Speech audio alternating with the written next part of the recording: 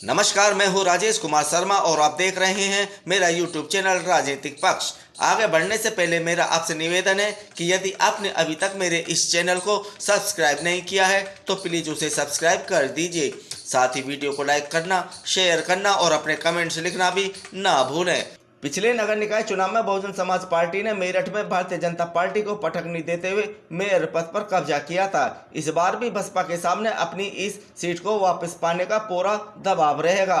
वहीं भारतीय जनता पार्टी के प्रत्याशी को मात देने के लिए बसपा सुप्रीमो ने यहाँ जो ध्रुवीकरण की चाल चली है, उससे उनके विरोधी खेमों में भी कहीं न कहीं हलचल है। उसने यहां से मुस्लिम प्रत्याशी को उतारकर वोटों के ध्रुवीकरण की चाल चलकर विरोधियों के समीकरणों को बिगाड़ने का काम किया है। उत्तर प्रदेश की 17 नगर निगमों में से पहले चरण में 10 सीटों पर मतदान हो चुका है, जबकि 7 सीटों के लिए आगामी 11 मई को मतदान होना है। बसपा के सामने सबसे बड़ी चुनौती मेरठ और अलीगढ़ की सीटों पर फिर से विजय हासिल करना है। इन दोनों ही जनपदों में बसपा का मजबूत आधार है। मेरठ की बात करें तो यहाँ 5 बार मेयर पदों के चुनाव में 3 बार बसपा और 2 बार भारतीय जनता पार्टी के प्रत्याशी जीतकर मेरठ के मेयर बने थे। इस बार बसपा प्रत्याशी हसरत मलिक का मुख्य मुकाबला भाजपा के हरिकांत अहलूवालिया, जो कि वर्ष 2012 में मेरठ के मेयर रह चुके हैं, से होना है। समाजवादी पार्टी ने मेरठ के सरदना से विधायक अतुल प्रधान की पत्नी सीमा प्रधान को मैदान में उतारा है। सीमा प्रधान जिला पंचायत मेरठ की अध्यक्ष भी रह चुकी हैं। इसके अतिरिक्त यहां कांग्रेस ने नसीम कुरैशी और आम आदमी पार्टी ने ऋचा सिंह को अपना प्रत्याशी बनाया है। दरअसल मेरठ नगर निगम की राजनीति का इतिहास उठाकर देखें तो यहाँ मुख्य मुकाबला भारतीय जनता पार्टी और बहुजन समाज पार्टी के बीच ही देखने को मिलता है। इस बार भी कांटे का मुकाबला भाजपा और बसपा के बीच देखने को मिलने की संभावनाएं भी ज्यादा दिख रही हैं। गत चुनाव में बहुजन समाज पार्टी की उम्मीदवार श्रीमती सुनीता वर्मा ने भारतीय जनता पार्टी के उम्मीदवार कांता कर्दम, जो कि वर्तमान में राज्यसभा सांसद हैं, को 29,582 मतों से हराकर भारतीय जनता पार्टी को बड़ा झटका दिया था। इस बार भारतीय जनता पार्टी के सामने अपनी इस खोई हुई सीट को वापस पाने का पूरा दबाव रहेगा, क्योंकि मेरठ जनपद से इस समय भाजपा के 1 लोकसभा सांसद, 3 राज्यसभा सांसद, 3 विधान परिषद सदस्य और 3 विधायक हैं। इन 3 विधायकों में से 2 विधायक प्रदेश की योगी सरकार में मंत्री भी हैं। इतिहास पर नजर दौड़ाएं तो मेरठ नगर निगम की राजनीति में भारतीय जनता पार्टी और बहुजन समाज पार्टी का वर्चस्व रहा है। भारतीय जनता पार्टी यहां से 2 बार महापौर का चुनाव जीत चुकी है, तो बहुजन समाज पार्टी 3 बार महापौर पद हथिया चुकी है।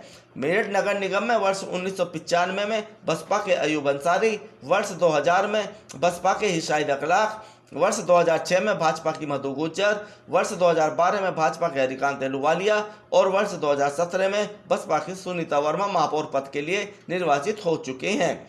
निवर्तमान महापौर सुनीता वर्मा अपने पति पूर्व विधायक योगेश वर्मा के साथ आजकल समाजवादी पार्टी में हैं।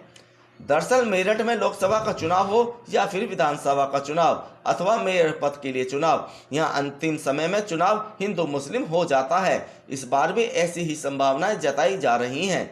हसरत मलिक 3 बार पार्षद रह चुके हैं। यदि वे मुस्लिम मतदाताओं को अपनी ओर आकर्षित करने में सफल रहते हैं तो समाज के दलित और अति पिछड़े वर्ग के वोट बैंक के सारे वे चुनाव में फतेह हासिल कर सकते हैं। लेकिन यह इतना आसान भी नहीं है, क्योंकि मुस्लिम मतों में से कुछ न कुछ सेंध कांग्रेस प्रत्याशी नसीम कुरैशी भी लगाएंगे और बसपा की मुस्लिम मतदाताओं को लेकर तो असली जंग समाजवादी पार्टी से होनी है। सपा प्रत्याशी सीमा प्रधान के पति विधायक अतुल प्रधान का मुस्लिमों में अच्छा प्रभाव है। साथ ही बड़ी तादाद में यहाँ सपा समर्थक मुस्लिम भी समाजवादी पार्टी को वोट करते नजर आएंगे। सपा प्रत्याशी सीमा प्रधान गुर्जर बिरादरी से आती हैं और इस सीट पर गुर्जर बड़ी तादाद में मतदाता हैं। यदि गुर्जर मतदाताओं ने समाजवादी पार्टी के पक्ष में एक तरफा मतदान कर दिया तो यहाँ भारतीय जनता पार्टी प्रत्याशी के सामने मुश्किलें खड़ी हो सकती हैं। मेरठ जनपद से समाजवादी पार्टी के 4 विधायक हैं। इनमें से 3 विधायक मुस्लिम वर्ग के हैं, लेकिन सूत्र बताते हैं कि इन चुनावों में महत्वपूर्ण अवसरों पर किशोर विधायक शाहिद मंजूर और शहर विधायक रफीक अंसारी दिखाई नहीं देते। दरअसल मेरठ शहर से सपा विधायक रफीक अंसारी भी अपनी पत्नी के लिए टिकट मांग रहे थे, लेकिन उनको निराशा हाथ लगी। रफीक अंसारी की मुस्लिम और हिंदू समाज दोनों में अच्छी पैठ है। अपनी पत्नी को टिकट न दिला पाने के कारण रफीक अंसारी कहीं न कहीं व्यथित हैं। सपा खेमे के कुछ बड़े नेताओं का यह भी आरोप है कि अतुल प्रधान रफीक अंसारी को उचित मान सम्मान नहीं दे रहे हैं, जिस कारण रफीक अंसारी इन चुनावों से दूरी बनाए हुए हैं। यहाँ रफीक अंसारी की नाराजगी या घर बैठे रहने से समाजवादी पार्टी के प्रत्याशी के सामने मुश्किलें खड़ी हो सकती हैं। सीमा प्रधान के लिए एक रोड शो करने के लिए समाजवादी पार्टी के मुखिया अखिलेश यादव मेरठ भी आ रहे हैं और उनका ये रोड शो भी मुस्लिम बाहुल क्षेत्रों में निकाला जाएगा। अखिलेश यादव जितना मुस्लिम मतदाता को लुभाएंगे, यहाँ पार्टी प्रत्याशी उतनी ही मजबूती से चुनाव मैदान में अपनी स्थिति दर्ज करा पाएंगी।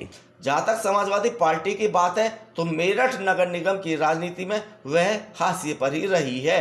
वह अपने दम पर अभी तक मेयर का पद प्राप्त नहीं कर सकी है। वर्ष 2006 में महापौर पद पर समाजवादी पार्टी की उम्मीदवार लीलावती अपनी जमानत तक नहीं बचा सकी थी। उस वर्ष समाजवादी पार्टी के 10 पार्षद बने थे। वर्ष 2012 में समाजवादी पार्टी ने रफीक अंसारी, जो कि मेरठ सीट से लगातार 2 बार विधायक हैं, को महापौर पद का प्रत्याशी बनाया, लेकिन रफीक अंसारी चुनाव हार गए। इस वर्ष सपा के मात्र 4 ही पार्षद जीतकर सदन में पहुंचने में सफल रहे। वर्ष 2017 में सपा की महापौर प्रत्याशी दीपू मनोटिया भी चुनाव हार गईं। इस वर्ष भी सपा के 4 पार्षद ही चुनाव जीते। मेरठ मेयर पद पर भारतीय जनता पार्टी के प्रत्याशी हरिकांत अहलूवालिया की जीत सुनिश्चित करने के लिए प्रदेश के मुख्यमंत्री योगी आदित्यनाथ भी मेरठ में जनसभा कर चुके हैं, लेकिन भाजपा प्रत्याशी को राहत तभी मिल सकती है जब यहां मुस्लिम मतदाता सपा, बसपा और कांग्रेस के बीच बट जाए।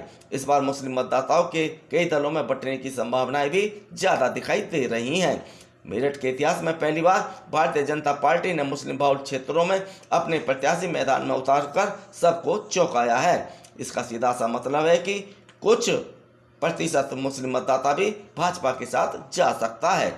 दिल्ली नगर निगम में विजय हासिल करने वाली आम आदमी पार्टी ने प्रसिद्ध समाज सेविका ऋचा सिंह को मैदान में उतारकर सबको चौंकाया है। ऋचा सिंह जाट समुदाय से ताल्लुक रखती हैं और मेरठ की जनता के लिए ये नाम जाना पहचाना है। समाज सेवा के क्षेत्र में की गई सेवा ऋचा सिंह को लाभ पहुंचा सकती है।